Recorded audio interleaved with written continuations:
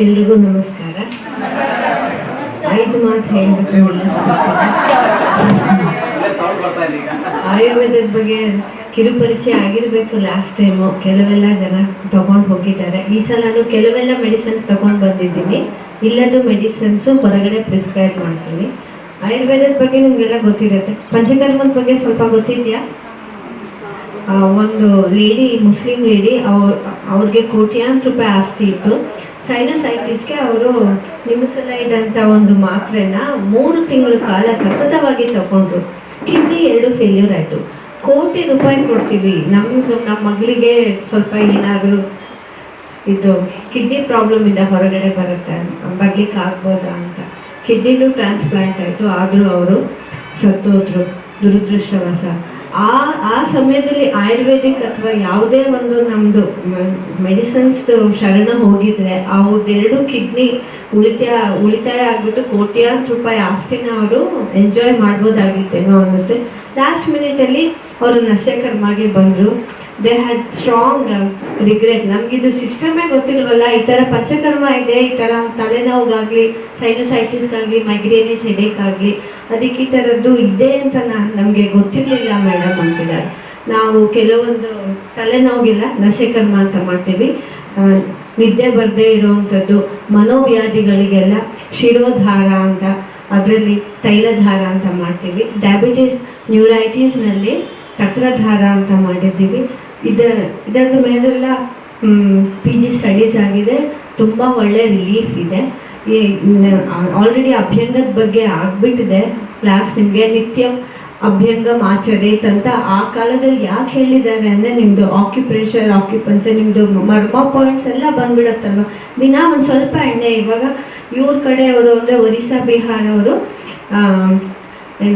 ಸಾಸಿವೆ ಎಣ್ಣೆನಲ್ಲಿ ಅಭ್ಯಂಗ ಮಾಡ್ತಾರೆ. ನಿಮಗೆ ಸಾತ್ಮೆ ಆಗಿರೋವಂಥದ್ದು ಯಾವುದೇ ಎಣ್ಣೆ, ಕಾಸ್ಟ್ಲಿ ಎಣ್ಣೆ, ಇದು ಏನದು ಮಹಾನಾರಾಯಣ ತೈಲ ಅದೆಲ್ಲ ಹಾಕಬೇಕು ಅಂತಿಲ್ಲ. ನೀವು ತಿಲತೈಲ, ತೈಲೇಶು ಶ್ರೇಷ್ಠ ತಿಲತೈಲ ಅಂತಾರೆ, ಅದು ಸೂಕ್ಷ್ಮವಾದ ರಂಧ್ರದಲ್ಲಿ ಹೋಗುತ್ತೆ ಅಂತ ತಿಲತೈಲ. ನಿಮಗೆ ಹಳ್ಳೆಣ್ಣೆ ಇದು ಆಗಿದ್ರು ಒಂದು ಸ್ವಲ್ಪ ಒಂದು 50 to 60 ml ಎಣ್ಣೆ ದಿನ ಹಚ್ಕೊಂಡು ಬಿಸಿ ನೀರು ಹಾಕ್ಕೊಂಡು ಬಾತ್ರೂಮ್ ತೊಳೆದ್ಬಿಟ್ಟು ಹೊರಗಡೆ ಬನ್ನಿ, ಸೋಪ್ ಹಾಕ್ಬಿಟ್ಟು, ಅಷ್ಟೇ ಹೇಳೋದು. ನೀವು ಹಾಗೆ ಮಾಡೋದ್ರಿಂದ ಶೈನ್ ಆಗುತ್ತೆ ನಿಮ್ಮದು. Almost most of the disease ಅದರಲ್ಲೇ ಹೊಟ್ಟೋಗ್ಬಿಡತ್ತೆ. ನಮ್ಮಲ್ಲಿ ಇದು ವಮನ ಕರ್ಮ ಅಂತ ವಾಂತಿ ಮಾಡಿಸ್ತೀವಿ, ಹಾಲು, ಎಷ್ಟಿ ಮಧು ಆ ಥರ ಹಾಕ್ಬಿಟ್ಟು. ಆವಾಗ ಇದಕ್ಕೆ ಕಫಜ ರೋಗಗಳು ಏನು ಬರುತ್ತೆ, ಆಸ್ತಮಾ ಇರ್ಬೋದು, ಸೈನೋಸೈಟಿಸ್ ಇರ್ಬೋದು, ಕೆಮ್ಮು ಆಗಾಗ ಬರುವಂಥದ್ದು ಇರ್ಬೋದು, ಕೆಲವೆಲ್ಲ ಸ್ಕಿನ್ ಡಿಸೀಸ್ ಇರ್ಬೋದು. ಜತ್ರದ ಇದು ಸೋರಿಯಾಸಿಸ್ ಮೇಲೇನು ವಮನ ಕರ್ಮ ತುಂಬ ಚೆನ್ನಾಗಿ ಕೆಲಸ ಮಾಡುತ್ತೆ. ರಿಸರ್ಚ್ ಕೂಡ ಆಗಿದೆ ಇದರ ಮೇಲೆ. ಸೊ ಈ ಥರ ಅಪ್ಪರ್ ಬಾಡಿನಲ್ಲಿ ಬರೋವಂಥದ್ದಕ್ಕೆ ವಮನ ಕರ್ಮ ಮಾಡಿಸ್ಬೋದು. ಈವನ್ ಗ್ಯಾಸ್ಟ್ರೈಟಿಸ್ಗೂ ವಮನ ಕರ್ಮ ಮಾಡಿಸ್ಬೋದು. ಇನ್ನು ವಿರೇಚನ ಅಂತ ಔಷಧಿ ದ್ರವ್ಯಗಳನ್ನ ಕೊಟ್ಬಿಟ್ಟು ಬೇದಿಗೆ ಕೊಡ್ತೀವಿ.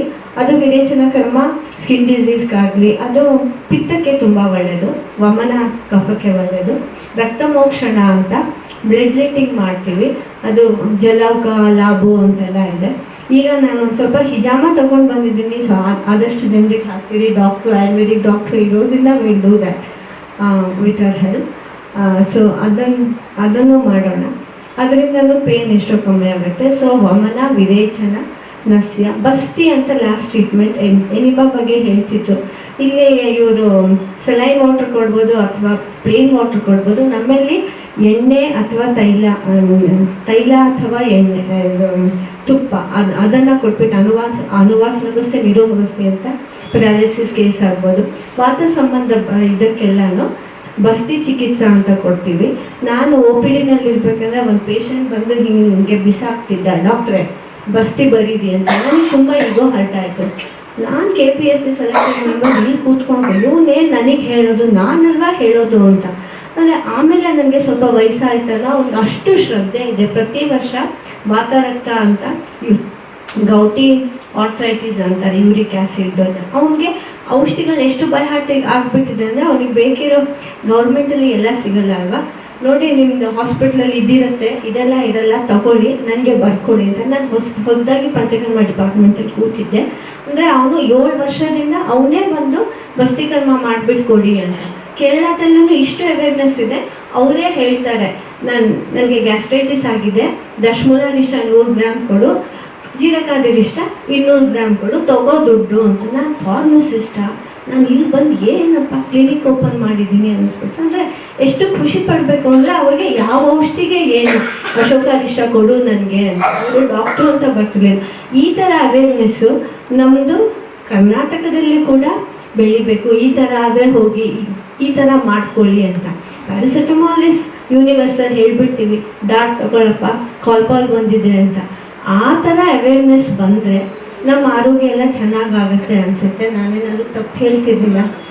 ಸೊ ಇಷ್ಟು ಒಂದು ಅವೇರ್ನೆಸ್ಸು ಇದು ಮನೆ ಮದ್ದಿಂದ ತೊಗೊಂಡು ಹೋದರೆ ನಮ್ಮ ಆರೋಗ್ಯ ತುಂಬ ಚೆನ್ನಾಗಿರುತ್ತೆ. ವಮನ, ವಿರೇಚನ, ಬಸ್ತಿ, ನಸ್ಯ, ರಕ್ತ ಮೋಕ್ಷಣ, ಇದಿಷ್ಟು ಪಂಚಕರ್ಮಗಳು. ಇದಕ್ಕೆ ಹಾಸ್ಪಿಟಲ್ ಅಡ್ಮಿಷನ್ ಬೇಕಾಗತ್ತೆ. ವಿರೇಚನ ಒಂದು ವಿತ್ ಮೈ ಎಕ್ಸ್ಪೀರಿಯನ್ಸ್, ನಿಮ್ಗೆ ಏನಾದರೂ ಬೇಕಂದರೆ ಆನ್ಲೈನ್ ಕೂಡ ನಾನು ಈ ಥರ ಔಷಧಿ ತೊಗೊಳ್ಳಿ, ಫೋನ್ ಇದು ಮಾಡ್ಕೊಂಡು ಮಾಡ್ಬೋದು.